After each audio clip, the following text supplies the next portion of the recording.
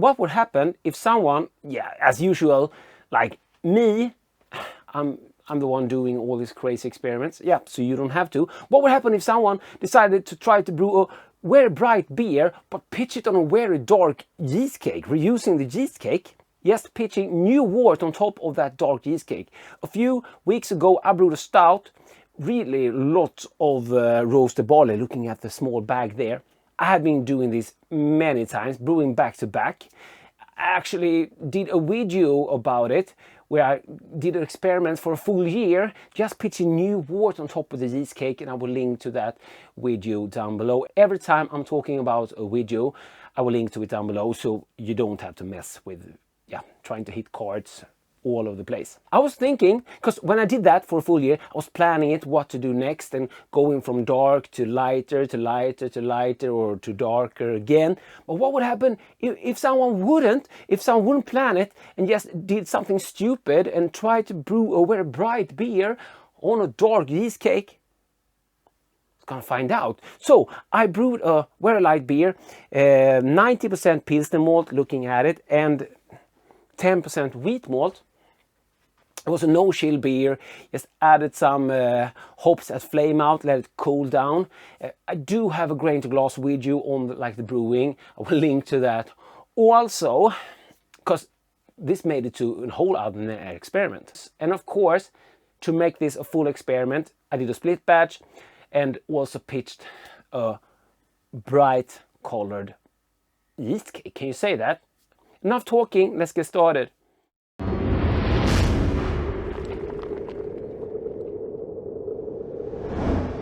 I'm DrHans, this is DrHans Brewery, my channel about beer and home brewing.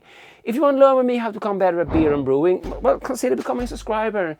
And yeah, smash the like button, hit the bell to get notifications and all of that. Enough talking about everything. I'm gonna go and pour the beer. They're standing outside in the Swedish cold. So I'm gonna pitch both of them. This glass is flagged. It doesn't need to be, but yeah, anyway. I wish you could come outside, but no. This time there, no need for flagging one of the glasses. Here's the difference. These aren't, but yeah, I have learned this trick. Show you the colors better.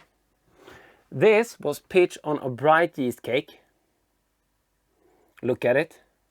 Isn't it lovely? This, still good looking. Hey, good looking. What you got cooking? It's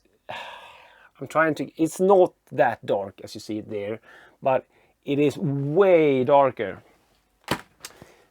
This was not the same yeast. This is WLP002. This is Saftlager W3470. But color has nothing to do with the yeast. Yeah, it has, sorry, but because haziness is a factor with color, but yeah, these are so different. The cucaracha. The full recipe for this beer you will find in the video, the grain glass video on this beer, so we need to run through it again. But of course, recipe is already up on my Patreon page. Should we go for the control? Yeah. Clean fermented beer. Really citrusy. It is on the bitter side.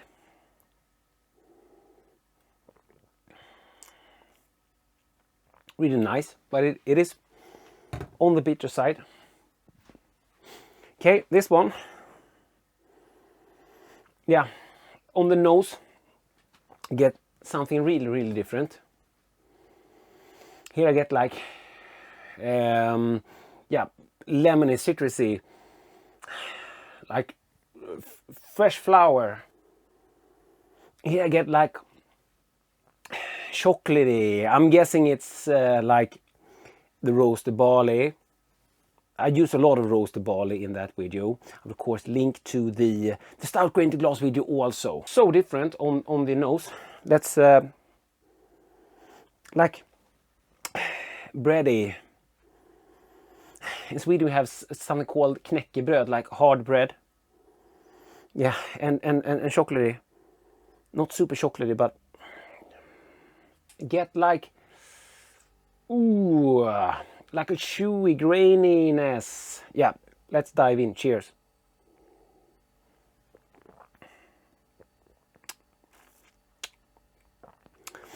And it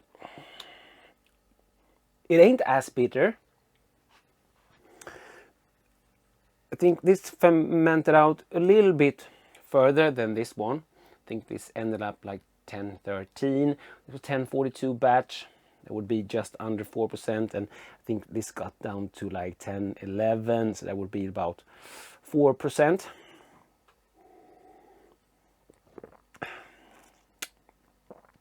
It's a nice beer, but it's a bit confusing that they are so different. It feels a little bit more like coarse, if you can say that. It is a little bit more complex. I do get very, very light, like chocolate tones in the back end. It can all, of course, be my imagination, but yeah, they are not only just looking different, they are very different. It's a more balanced beer. Let's mix them. Okay. I don't have a third glass, so and or do I? Okay, I have a third glass. I'm gonna mix them. I'm gonna start by pouring a winner. First, spoiler, this was actually pitched on a 1-year-old cheesecake. This was a fresh cheesecake. But, yeah, you can go and watch that video. The winner is this one, on the 1-year-old cheesecake. And the loser pitched on the dark cheesecake.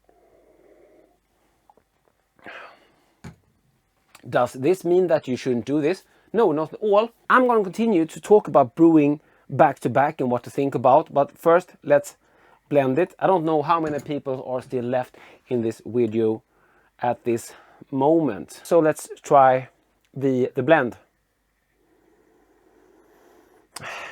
It is, of course, something in between them.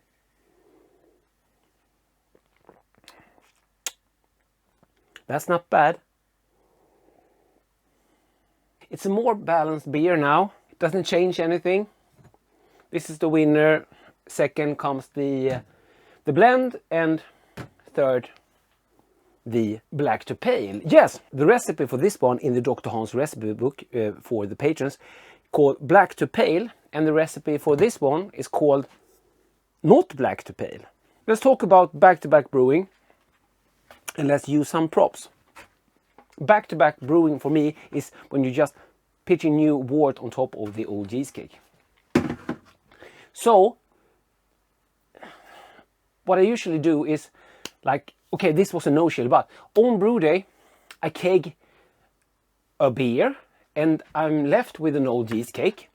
I usually ferment under pressure, but I have done this with just buckets and it works awesome. So I keg and I have a fresh cake here in the bottom with yeast. So what I do is just put the brand new wort on top of that yeast. You have a big amount of yeast there and it just goes nuts and fermented out in no time. But ain't that over pitching? You don't have to worry about over pitching. This is one of those like big myths. Under pitching is one thing, over pitching you don't have to worry. How many times can you do that? Well, I did do that for a full year, but that was with a twist. You can go and check out that video, because in that video I actually took some of that yeast and trub out every time as I was using a fermentosaurus with a collection bottle. But the key thing with back-to-back brewing is this. Listen carefully now. If the beer you're kegging tastes fine, then you should be alright to put a new wort on top of it. if there's something off slightly, if you have any like concern with it, don't do it. Because I found out that when something are starting to go south, you can really like sense it, and it will go straight downhill from there. So if you are tasting like something in the last beer that you don't think should be there, you end it. And so how many times can you do it?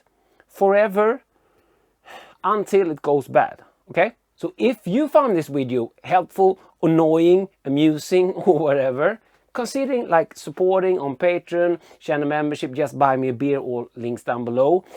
I do these crazy experiments, so you don't have to. And yeah, big shout out to you guys and gals who actually are sponsoring me to make these things happen. Yeah, and of course you can always like leave a like and subscribe and all that helps out. And don't forget to like comment also.